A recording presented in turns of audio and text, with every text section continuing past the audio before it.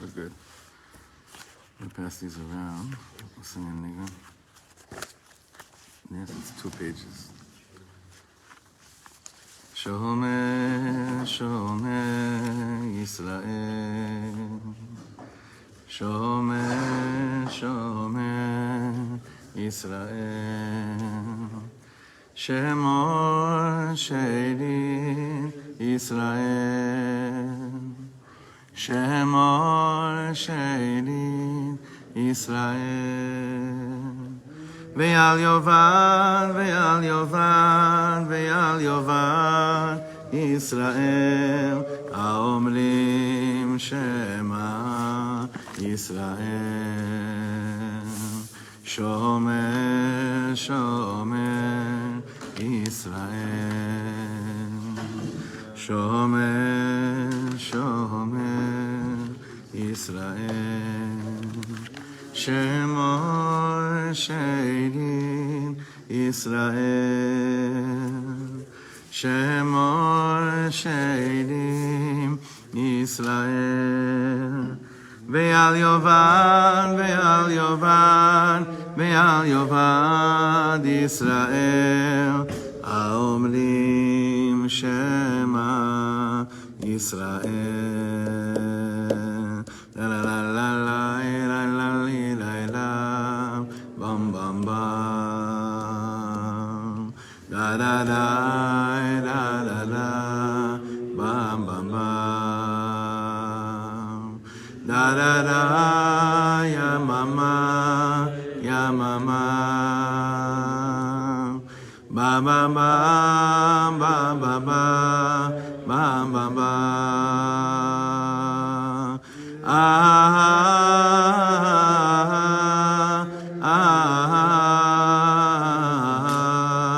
bam bam bam bam bam bam bam bam ay ay ay. What time is it? The sirens at 10 or at 11? 11. David, it was so good seeing your boy chick last night with the Madiman. Wow. Wow, that was special. All right, everyone got? Everyone has? Yeah, there's 2 pages today. I want to do something very, very special, something very important, and very different than what we're used to, but this day demands it. This day definitely demands, like I wrote to the Chaver last night, this day drills a hole in us, and now the Indian is like, what do you fill it in with? And the truth is, I personally don't connect so much with the way that the state mourns. I'm not מתחבר לזה. First of all, watching these shows, like if you grew up in Israel and you spent Yom Hazikaron afternoon watching TV, you could lose your mind, because it's program after program of families describing what it was like to get the knock on the door. Like murder, absolute murder, brutal murder. In fact, that's what I was thinking about last night during the tzvira. I don't know, for some reason, when the siren was going off, I was like just imagining that cutscene coming and knocking on a family's door and, telling them something that's going to change their whole existence in this world forever. But there has to be a tzad that even in Avelus, the way that we mourn, the way that Yidden mourn is a different way. We mourn through trying to also understand what to fill the brokenness with. And today is a very, very intense day. It's a day where, like, Am Yisrael Kichlal is really, for the most extent, pretty me'uchadim, pretty much together, mainly. And I want to tune into that, and I want to see a Gemara in Psachim that I'm sure the Chaver in the Daf saw this not too long ago. Actually, how long was Psachim? A few months ago? Was it a year ago? Yeah. A year ago. But since, I'm sure you all remember, a year ago with the Psachim, obviously. So I want to look at a Gemara in Psachim to understand a very, very important concept that we usually only speak about on Yom Kippur. And that is called Harugei Malchut. We have the Asara Harugei Malchut, the 10 holy martyrs that we speak about in the tefillah right after the avodah of the Kohen Gadol, and the on Yom Kippurim. And that's the horrific description of the 10 holy martyrs, the tzaddikim, tzaddikei elyonim, Rabbi Akiva, Rabbi Shmuel ben Kohen Gadol, Rabbi Hanania ben Tradion, that for the visions, the visuals that we're given is just, they're horrific. But there is this concept called harugei malchut, the ones that are murdered, the ones that are killed, b'shem ha-malchus, the name of malchus, because that's really what this day is all about. So if you could look in the Gemara, it's about the fourth, in the first, like before it gets wide, the fourth to bottom line. Kihad Rav Yosef, right by a star. Do you see that? Kihad Rav Yosef. So this is a very, very fascinating Gemara. Mamash. Kihad Rav, this is Psachim in Daf Nun Amud Aleph. Kihad Rav Yosef, Brei de Rav Yeshua. Do we have any more papers? No. Okay, just you'll. Kihad Rav Yosef, Brei de Rav Yeshua ben Levi Chalash, ve'yisnagid. So Rabbi Yosef, the son of Rabbi Yeshua ben Levi, Chalash, he got sick. Ve'yisnagid is like he was like on his way out, right? Kihadar, but then he came back. He didn't die. Kihadar. Amar le'avua mai chazis. So his father, Rabbi Yeshua, says to him, mai chazit, what did you see? What did you see? You were almost there. What did you see in the other world? Huh?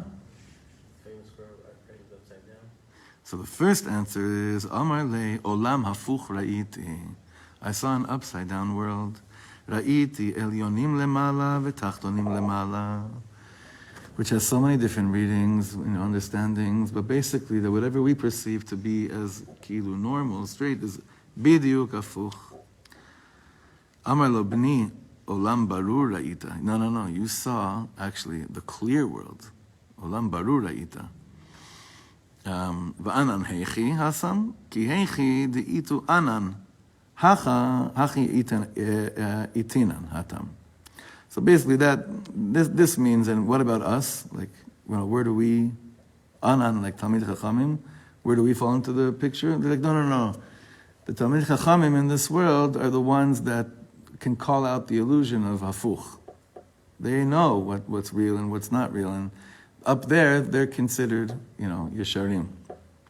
I don't want to get into that part of the Gemara because it's really this one.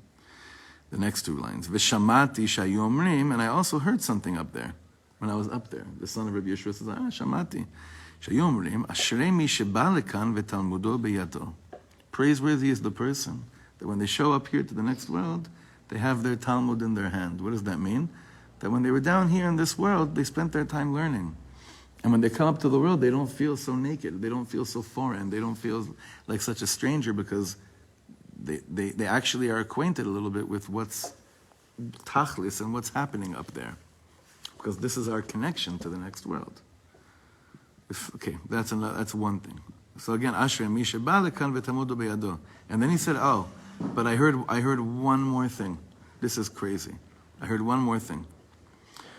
ושמעתי שהיו אומרים הרוגי מלכות אין אדם יכול לעמוד במחיצתן. So I heard that when it comes to harugei malchut, holy martyrs, nothing and no one can come close to that. En adam yachol la'amod b'mechitzatan means whatever level of holiness you think anyone can reach in this world, harugei malchut is something that is untouchable. So the Gemara is saying, well, who falls into that category? Uman, Ilei Rabbi Akiva v'chaverav mishum harugei malchut v'tu lo. So are we just speaking about like Rabbi Akiva and his chaverim, his chabura, like we just spoke about? These are who the Gemara is referring to as harugei malchut v'tu lo. That means and there's no one else. He says no. Ela harugei lud. He says no. We're actually referring to people like harugei lud. Now, in order to understand who harugei lud is, there's another Gemara in Tainis. Does Rashi bring it down here?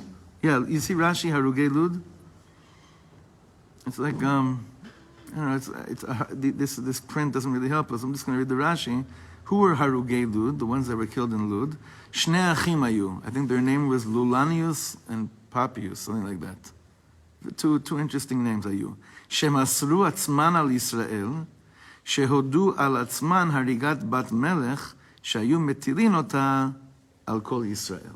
These two harugei lud were two people, two Yidden, that were pretty schwach Yidden, as what we would call, as what we would seem to be, deem as like real heilig as these Yidden. But there was a bat melech that was killed in the region that they were living in, and the gzeira was, we're killing all the Yidden for doing this, until the people come up and say, no, it was us.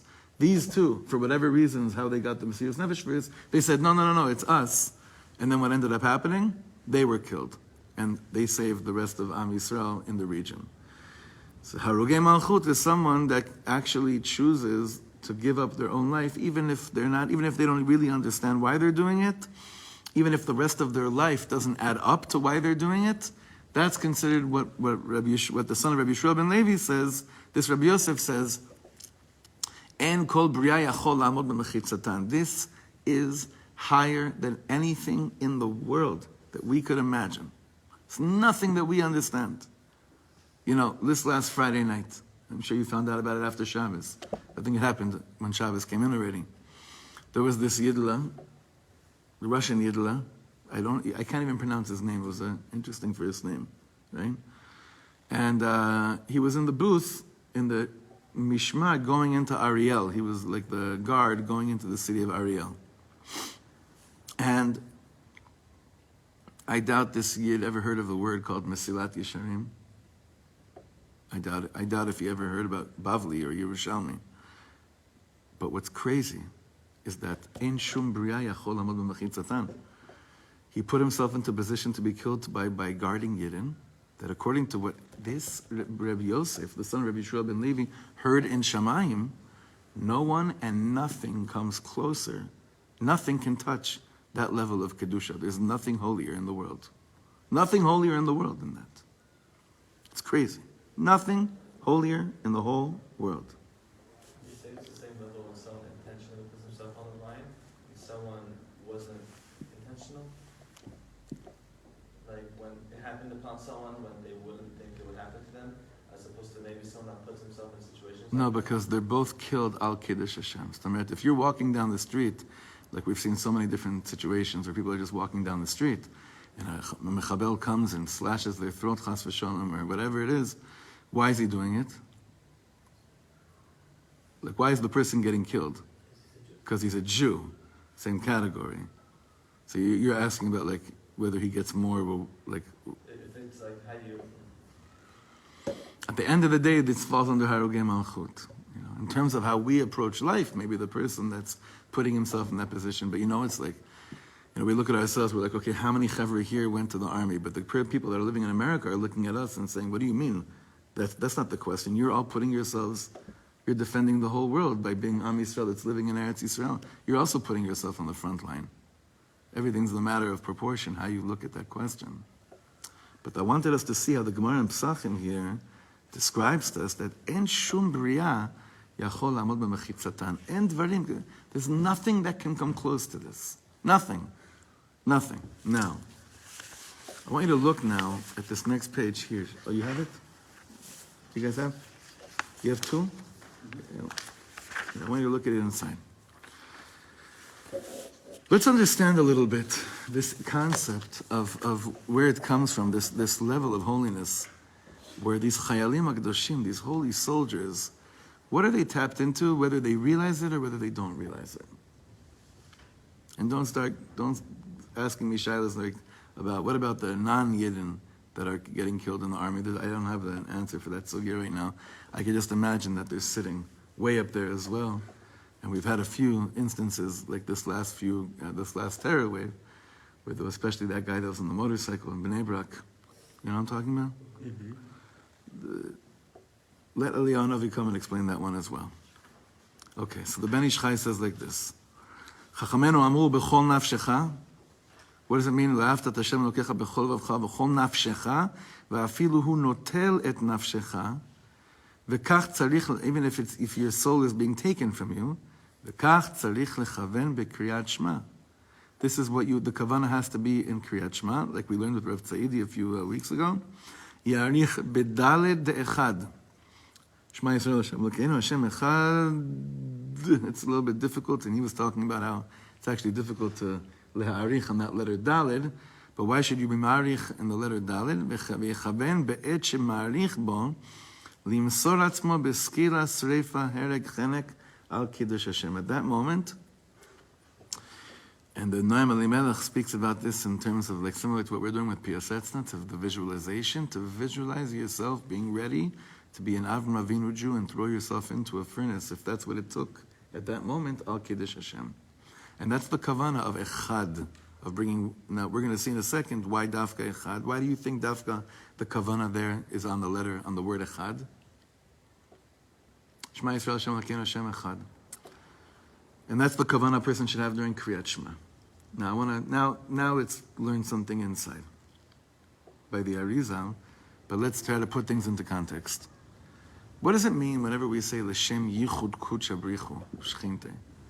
What does it mean that there's like a zivug between us and Shemayim? On a very, very like non-esoterical level, just for us to understand something, like if we had to like imagine, just take like two pieces right now. What we're trying to do from the moment we're born until we take off in this world, and the tzaddikim are continuing to do this in the next world, we're trying to bring oneness into the world. We're trying to bring a kesher, bar kaima, kesher shelo yachol leinatek. We're trying to connect ourselves really, really strongly to the Ratzon HaElyon, to HaKadosh Baruch Hu. L'shem yichud kudsha brichu, echad, Shema Yisrael Hashem Elokeinu, Hashem echad. The problem is, it's because of the bilbulim of this world and the klipot of this world, it is so difficult to feel and know that really we are absolutely connected to the emet and to the Ratzon HaElyon. And that's why whenever we do a mitzvah, which is the closest we can get to like connecting, because it's a mitzvah, is basically a love letter from Hashem saying, listen, do this. This is gets to my heart. So even there, by Hasidim, it's very big. Before davening, before mitzvahs, L'Shem Yichud Kudsha Brichu Shchinte. Like, it's Sfiras Omer. I don't know how if you say it in your nusach. We try to say it here whenever we daven here. L'Shem Yichud Kudsha Brichu Shchinte. Even though we don't understand what that exactly means, that there's a yichud, there's a unification between the Ribbon Shalom and the Shechina, which dwells amongst Am Yisrael. What that means on our level, hopefully, is that what we're doing is actually causing a connection between heaven and earth. But it's so, so hard. It's such a hard thing. And it's such a hard thing to hold on to. Except certain moments which bring a connection between the heavens and the earth. Like when was the first time the heavens and the earth were mamish connected? Huh? Since then. Before Har Sinai. Vayered Hashem al Har Sinai. Moshe ala el Elohim. That was the heavens and the earth connected. How long did that last for? So some say, we already learned the machloket about that. Some say it lasted for 2 dibrot. Some say it lasted for 1 word, Anochi. Some say it lasted while Moshe Rabbeinu said the of Anochi, because it's such a powerful thing, right? Since then, not only has it not lasted, the Kedusha of Har Sinai, there is no Kedusha of Har Sinai anymore. That moved. Where did that move to? How crazy it is if we look up here, where we're sitting, we could actually see the place where it rests now. To feel that, to bring that down in the world, is what we're going to be discussing right now.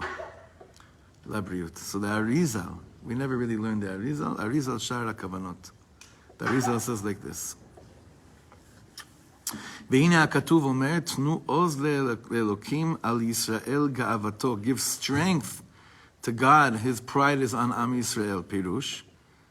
כביכול השם יתברך צריך עזר וסיוע וכוח מן מעשה ישראל התחתונים.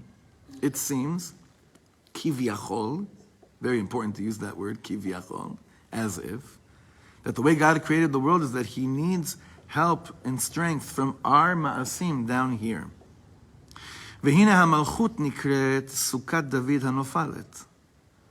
כי בעוונותינו נפלה על ידי מעשינו הרעים. The malchut, the shechina, the malchut in the world, the malchut of Hashem, has sort of fallen, and he says because of how we haven't been getting it right all these years.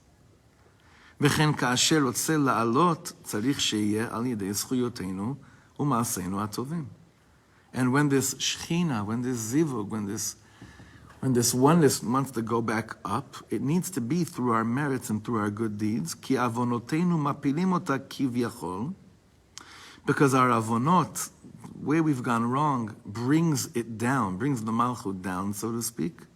וזכויותינו מעלים אותה, and our zchuyot bring it back up. When I say up and down, I'm talking about, really think of an imagery level, think about distance between, like the yichud that should happen between us and the Ribono Shel Olam. Our avonoteinu bring it, it's mavdil it marchik it, and our zchuyot are the only things that can bring it back together like this. Okay? Is that sort of clear? פחות או יותר? ואם כן, therefore, אתה, to tell you the truth, אריז says, אי אפשר לעלות אם לא היו בנו צדיקים גמורים. The only way this really happens, that there's this reunification, this chibur again.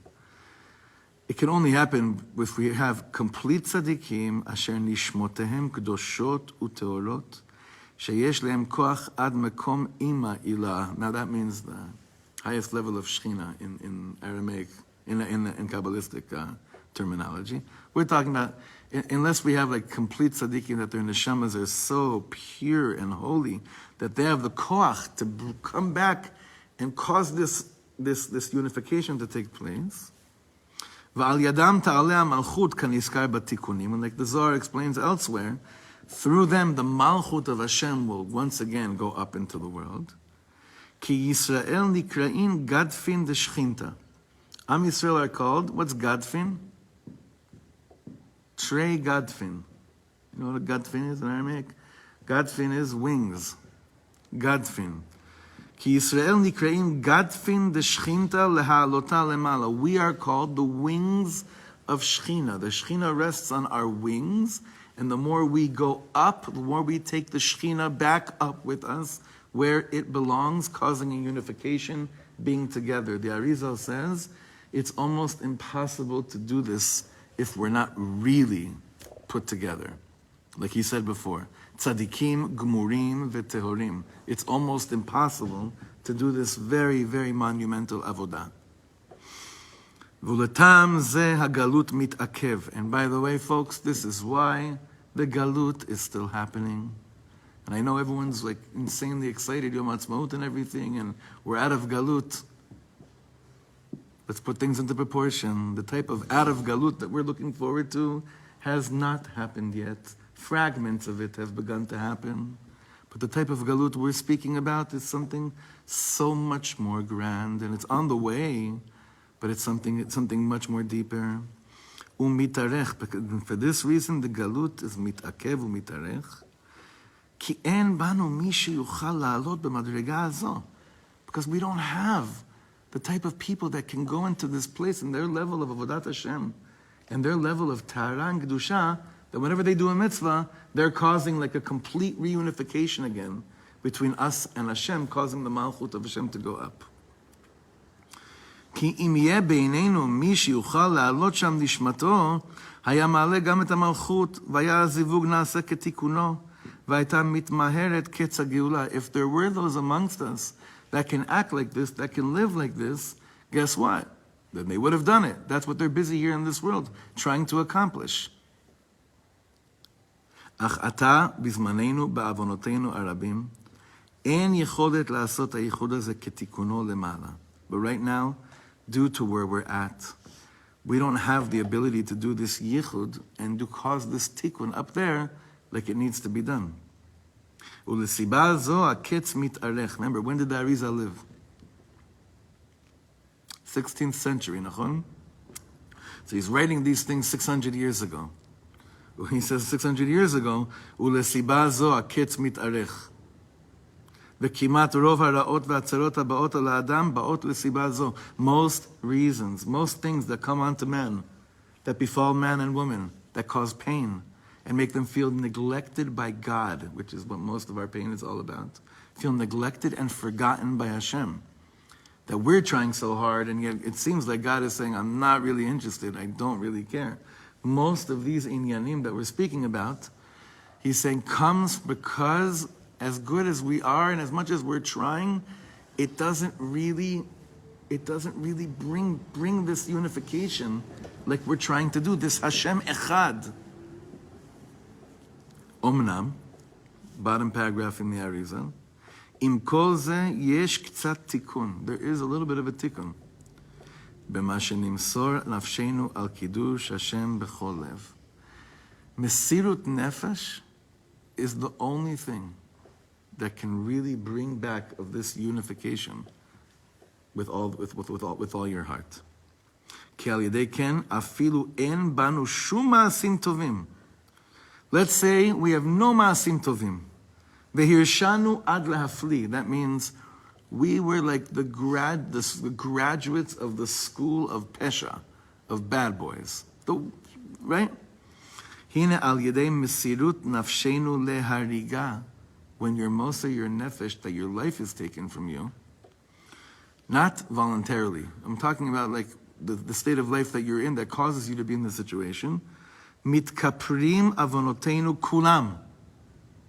All these things that cause us to feel distance and to not feel the unification, all that is mitkaper. Veyesh banu yecholet la'alot ad ima ila'a. And this opens the gates for us then to go all the way back, all the way up to ima ila'a. That's the Shechina. That means the highest level of where there's clarity, there's oneness, and there's Shalom al Yisrael. כמו שאמרו חז"ל, גדולת תשובה שמגעת את כיסא הכבוד, שנאמר שובה ישראל אל השם אלוקיך. You know, these last words from the Arizal, I want to explain it like this. What's Yom Hazikaron? Like, what is Yom Hazikaron? What's the pnimiyut of Yom Hazikaron? It's not only going to a tekes and remembering someone that gave their life. The people that were affected by those that left the world, that gave their life, their whole mitziyut is Yom Hazikaron. They don't need Yom Hazikaron to be in Yom Hazikaron. After they get that knock on the door, they don't need sirens, they don't need monuments, they don't need any of these things. Their whole existence is like this. What's Yom Hazikaron? What's the soul of Yom Hazikaron for us? The Arizal just told us that when someone gives their life al kiddush Hashem, what they basically cause for Am Yisrael is a complete kapara. It's a complete cleansing from all the things that separate us from clarity and oneness with Hashem. So are we taking advantage? Are we taking advantage of the gateways that have been made completely clear and wide open from the Kiddush Hashem that has been unfortunately taking place from those that have given their lives? You know, after I guess this happened quite often as a teenager, where we would go to, when I was a teenager here in Israel, it was the beginning of the bus bombings. It was very big back then. Mr. Rich, were you here those years? Yeah. You were in and out, but around, yeah. Was it? You were a student in, right? Much around there. And now you can't blame anyone, but the militant headspace says, oh, they got us, now we're going to be even more, you know, I wish this was the case, but like now we're going to be even more offensive, more this, and never again, never again, never again. And as much as we've tried, we've seen there's still holes in this never again consciousness. But one thing that like they never explained to us on Pnimius is that when a Yid's life is taken al Kiddush Hashem, like imagine how that happened after the 6 million. Like what were the gates that opened after the 6 million? We're trying to think of one chayal, right? Take it, the 6 million that they're all killed al Kiddush Hashem. I'm going to read the words of the Arizal again. Afilu en banu shum ma'asim tovim ve'yeshanu ad la'afli. Even if we have nothing good in us and we've done only bad, al yedei mesirut nafshenu lahariga. Like a person does nothing good. The guy's never put on tefillin in his life. The woman has no idea there's such a thing called taras hamishpacha. Nothing. There's nothing. They have nothing in them. But their soul was taken from them because they're Jewish and they were defending, in our situation of today, they were defending Eretz Israel. The Arizal says, "Mitkabrim avonoteinu kulam." At that moment, hakol naki. So on the one hand, I look at them and I'm saying, Kodesh Kodashim, I can't believe it. I can't believe it. But their souls are looking back at us and saying, what do you guys think? Kodesh Kodashim, take advantage. Take advantage. We didn't choose to, we didn't voluntarily choose Chas v'Shalom. This happened to us. We can't, on a human level, we would never have put this, the souls, kvyechol speaking, we would never have caused this pain to you, to our families. Chas v'Shalom, not for a second. But right now, today, Yom Hazikaron, if the whole consciousness of the Am is thinking about what the Arizal says, it means we're remembering, we're mourning, we're sanctifying the memory of those that brought about a complete kapara and a reunification between us and the Kadosh Baruch Hu. How that works, why that works, we'll never understand. We don't understand these things. But the question is, on the pnimius level, Yom HaZikaron can be the deepest day of Kabbalat Ol Malchut Shamayim. The deepest. And if Yom HaZikaron is the deepest day of Kabbalat Ol Malchut Shamayim, then Yom Ha'atzmaut is so much holier in its celebration than whatever it is until now. You know that Orot HaZayit, tomorrow morning, they're davening nates, and they're having a Yom Shel Torah, hours, Rabbanim coming in. One of my favorite rabbis is coming in. Tomorrow he's speaking at 10 o'clock. Rav Erez Moshe Doron, we've learned him before. Rav Erez Moshe Doron is speaking 10 o'clock, Orot HaZayit. We'll see how long we go here with Halal and everything. Hopefully I plan to make it. Because if I just went through a real visualization of the mikvah that Yom HaZikaron's memory brings onto me, how can I not go inside it? How could I not go inside it? Now, this last piece of the Tanya over here is a piece that many of us have seen many times. Perek Yudchet, we'll learn it. This piece basically explains to us, how could it be that you have people that don't know the difference between Aleph and Beis and they're ready to be killed? Now, I have a friend that he works very much in the army. They don't let him so much. He tries to. Because he tries to bring consciousness into Chayalim to explain to them why they're willing to be killed. Why are they willing to be killed? They have to, it's a very important thing. Why are you willing to give your life? Besides just some kind of national pride. Because I could fill someone with national pride if they realize that their roots are Romanian and they'll go be in the Romanian army if there even is such a thing, right? But why, how is a Yid able to act the way, the heroic that they act? There was someone that I grew up with in Ranana. He was a few years older than me, but I remember him. He lived like 2 blocks from me. And I remember I have a clear vision of him doing his army training before he was drafted, because the ballpark where we would play ball in the school had those, what do you call it? The pull-ups, right? Chin-ups. And he would come late at night, and he would, after running for hours, he'd do the chin-ups. I'll never forget this. This Yid, his name was Ro'i Klein, Hashem Yikom Damo. I'm sure you've heard of him. This Yid was a mefaked that went into Lebanon. And before jumping on a grenade, saving his Yechidah, he screamed, Shema Yisrael, Hashem Elokeinu, Hashem Echad. Where does it come from? Where does this come from? Maze. Where does it come from to jump on the grenade? Where does it come from to bring Shem Havaya?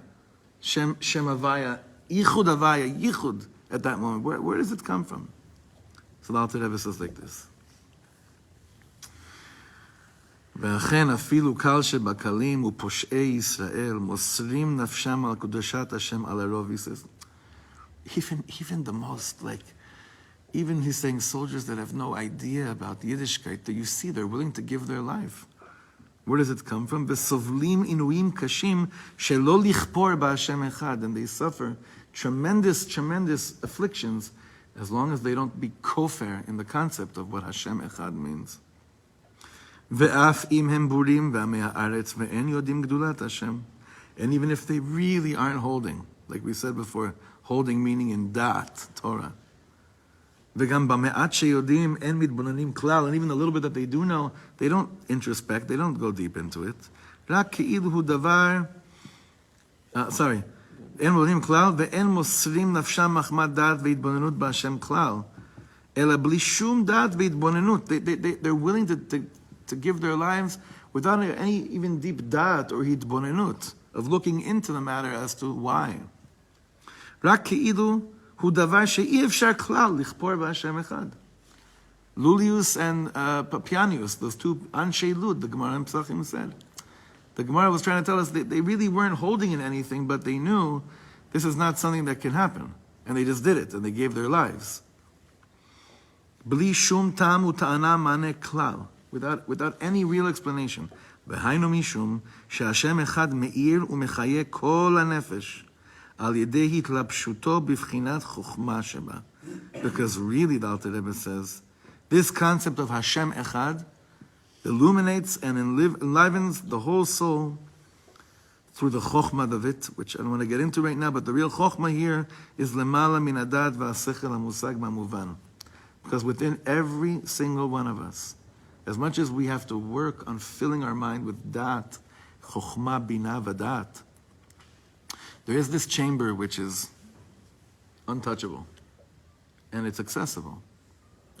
Generally, it's accessible, though, when you're willing to be Moshe your nefesh. Now, I heard from Reb Shlomo the following thing. He said that it's brought down in the Sifrei Mekubalim that each person that comes to this world, in order to not come back again, meaning in order to finish your tikkun and not have to come back again in another Gilgul, because that's heavy. It's a very heavy thing. And obviously it's clear to you that none of us are here for the first time.